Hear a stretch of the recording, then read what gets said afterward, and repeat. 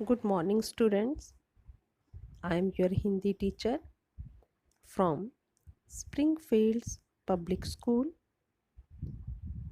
Dear students, आज हम हिंदी कक्षा में पाठ 9 चिड़िया की बच्ची पढ़ेंगे व समझेंगे। तो चलिए शुरू करते हैं। पाठ 9 चिड़िया की बच्ची। माधव दास ने अपनी संगमरमर की नई कोठी बनवाई है। उसके सामने बहुत सुहावना बगीचा भी लगवाया है। उनको कला से बहुत प्रेम है। धन की कमी नहीं है और कोई व्यसन छू नहीं गया है।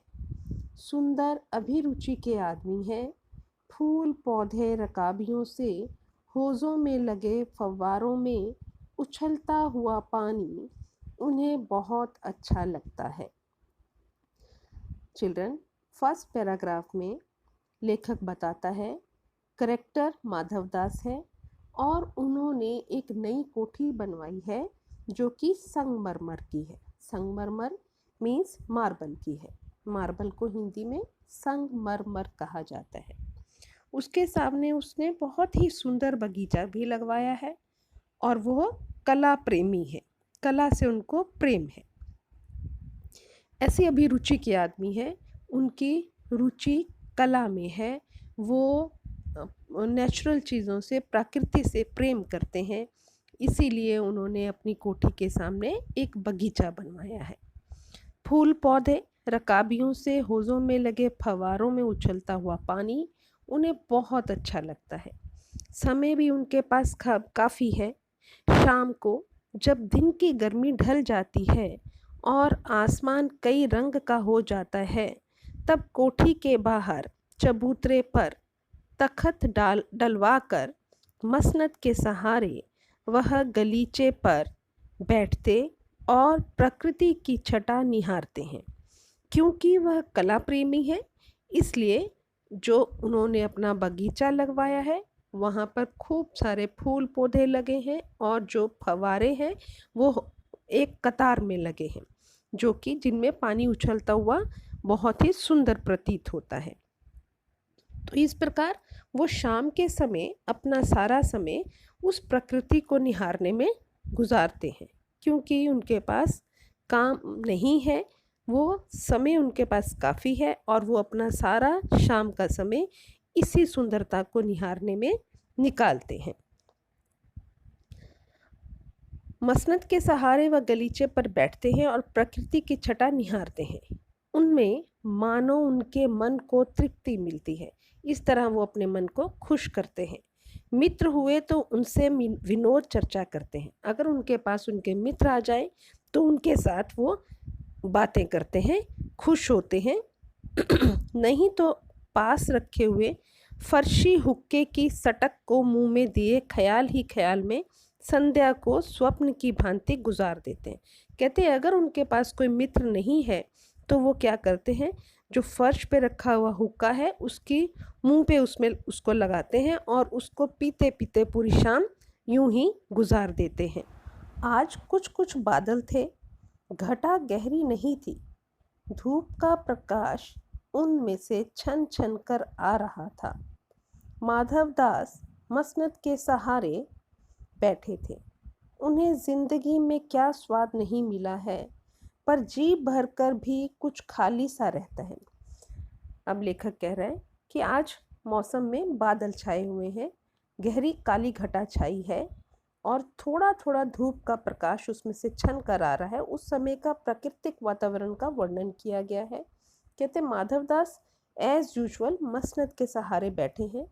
कहते ज़िंदगी में उन्हें सब कुछ मिला, हर तरह से वो भरपूर हैं, लेकिन फिर भी उनको एक खालीपन सा है। Now come to page number 68।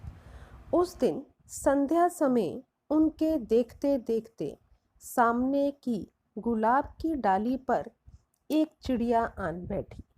चिड़िया बहुत सुंदर थी। उसकी गर्दन लाल थी और गुलाबी होते होते किनारों पर ज़रा ज़रा नीली पड़ गई थी। पंख ऊपर से चमकदार स्याह थे।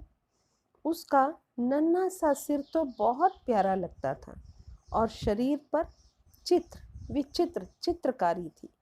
चिड़िया को मानो माधवदास की सत्ता का कुछ पता नहीं था और मानो तनिक देर आराम भी उसे नहीं चाहिए था। कभी पर हिलाती तो कभी फुदकती। वह बहुत खूब खुश थी। अपनी नन्ही सी चोंच से प्यारी प्यारी आवाज निकाल रही थी।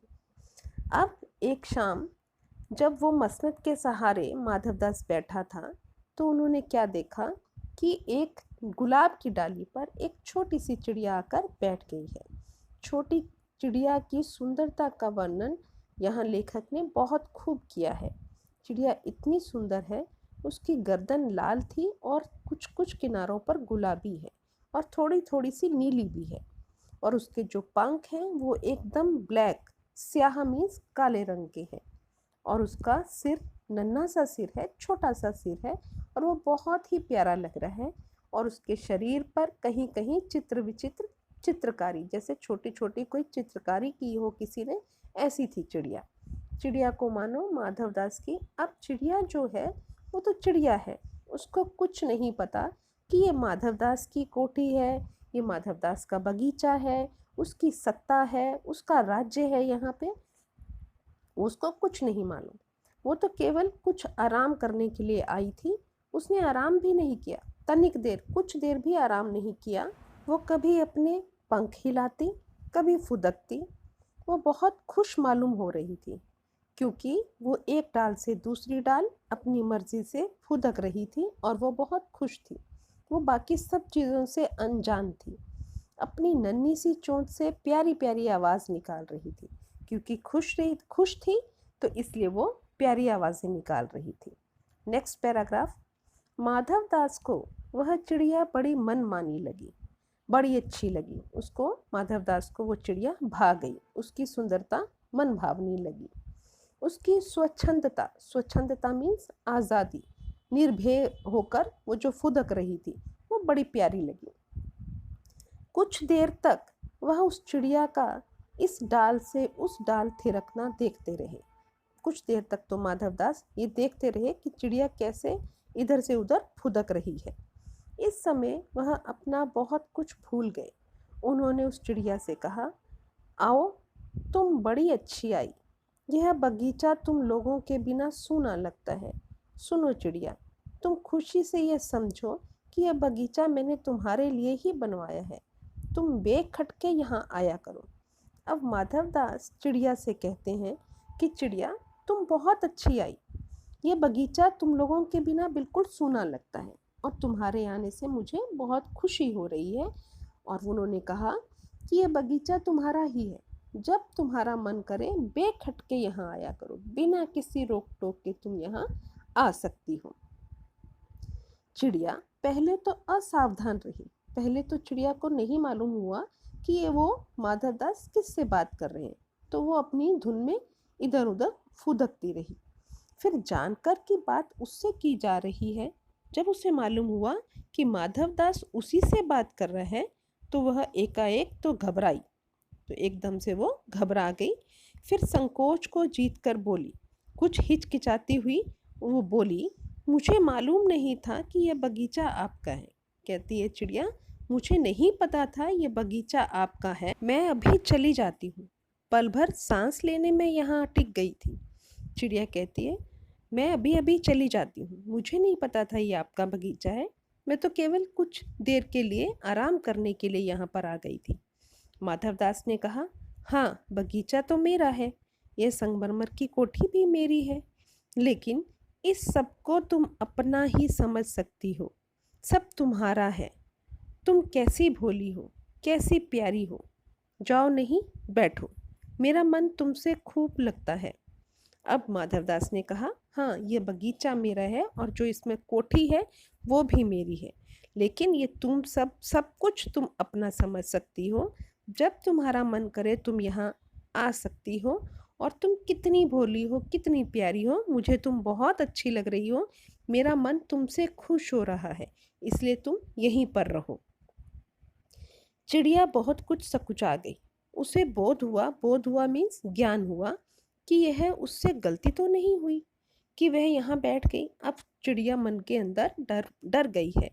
उसको थोड़ा सा ये भय हो गया है कि कहीं उसने गलती तो नहीं कर गई कि वो माधवदास के बगीचे में आके बैठ गई। उसका थिरकना रुक गया। वो जो एक डाल से दूसरी डाल से तीसरी डाल पे फुदक रही थी, वो सब थम गया, रुक गया। भयभीत सी वह बोली, वो डरी हुई सी बोली, मैं थक कर यहाँ बैठ गई थी, मैं अभी चली जाऊंगी। बगीचा आपका है, मुझे माफ़ करें। उसने डरते हुए कहा, मैं थक गई थी, इसलिए मैं यहाँ आकर बैठ गई। मैं अभी चली जाती हूँ। अब बगीचा आपका ही है, मुझे माफ़ कर दो, मैं दोबारा यहाँ नहीं आऊँगी। इस प्रकार चिड़िया ने कहा।